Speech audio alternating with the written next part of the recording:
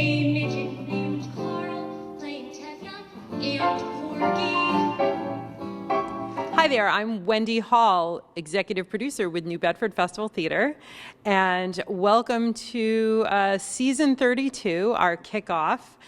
We are back after COVID. Our last onstage performance was in November of 2019. Obviously, things have been a turmoil since then, but we're really excited to be back and doing what we do best, which is bringing the best of Broadway to New Bedford.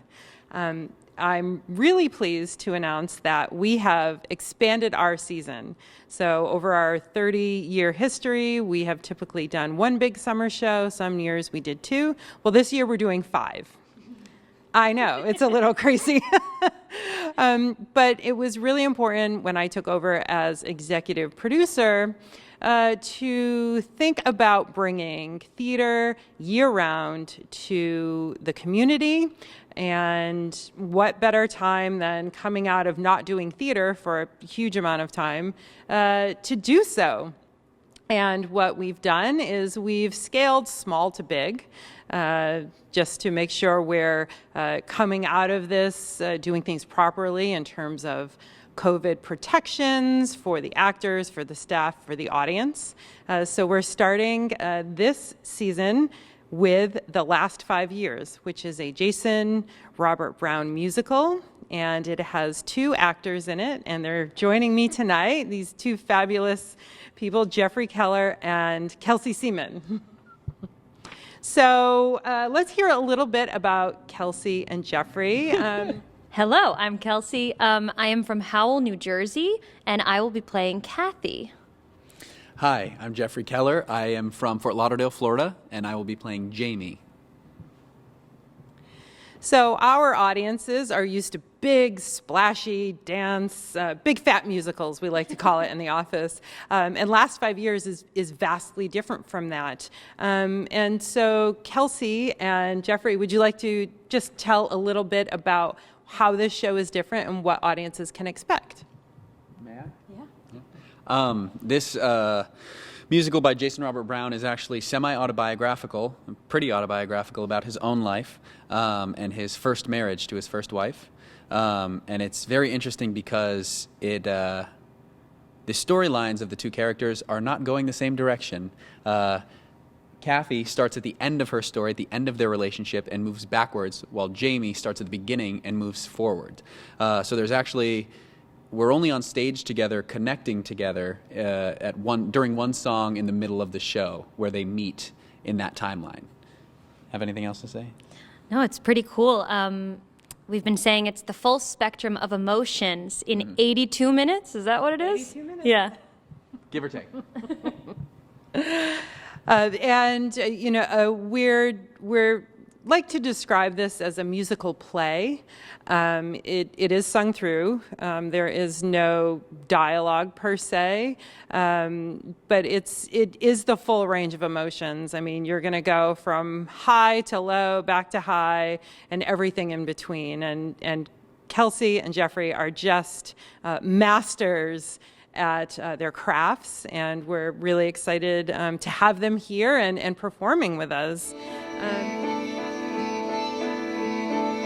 Share your life with me for the next 10 minutes.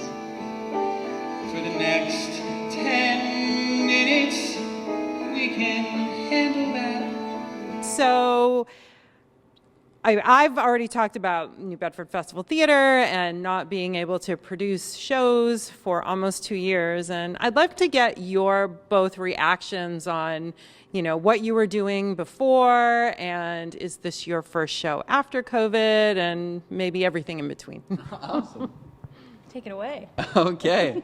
March of 2020, I was in Manhattan auditioning, having just gotten off a show, and then COVID hit. I spent some time in Florida. I spent some time in Indiana. I spent some time in Chicago.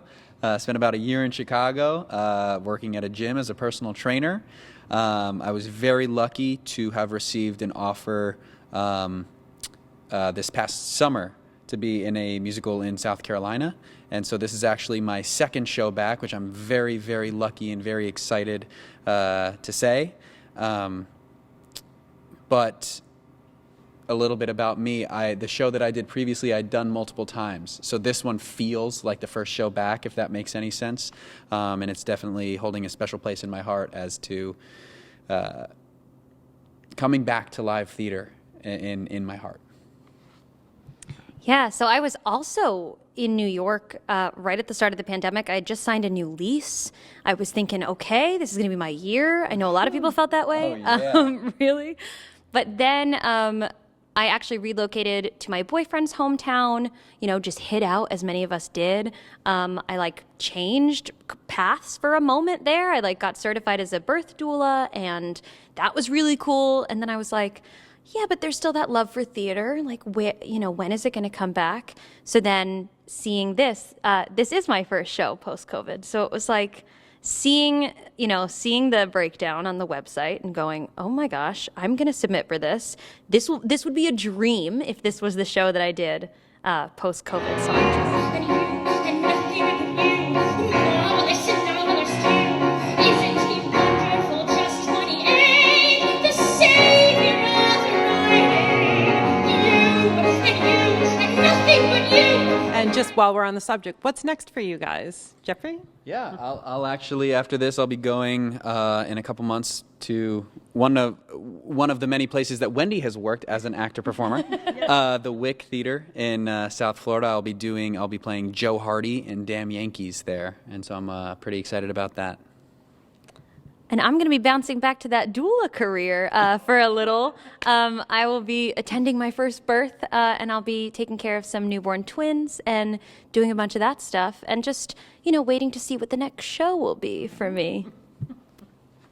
Well, we do have a few more shows coming up, so Yeah. hopefully we'll see you guys at our auditions. We have two holiday after the last 5 years, which is October 22nd and 23rd. Two performances only. We're going to do two holiday shows. One is Evita Loca, crazy professional Christmas lady, and Evita Loca is played by John Michael Dias of Broadway's Jersey Boys and Beautiful. And then so that's December 3rd. And then on December 4th, we have a group called the Randy Andys, and they are from New York, and they are all Broadway starlets. And it's a postmodern jukebox set up as the Andrews Sisters. So that's a 75-minute holiday show, and really excited about that. Then in April, we'll be producing Little Shop of Horrors. I could see both of you in that. And then for our big, fat Broadway musical, in July, we're going to be doing Beauty and the Beast. Another great show. Yes. So we're growing not only in number of shows that we're producing, but this year we're growing in size. And if anybody would like to get involved with New Bedford Festival Theater, you can contact us via our website, which is nbfestivaltheater.com.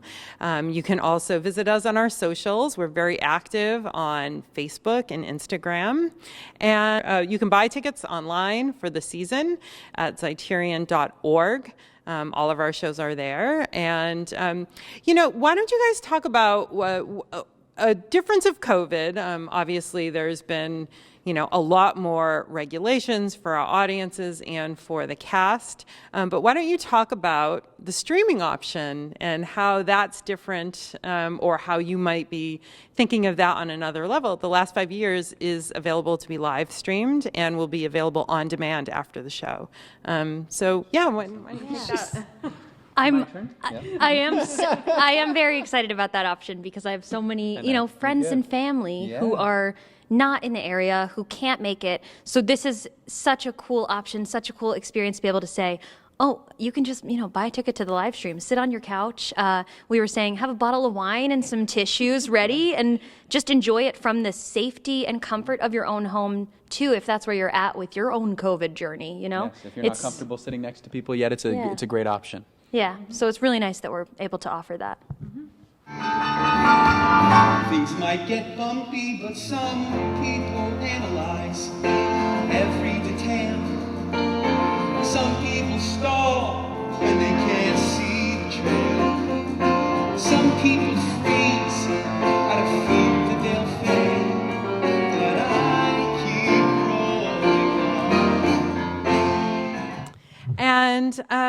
Thank you so much for joining us, for helping us in our inaugural 5-show season. Thank you so much for being here as we go back to in-person performances.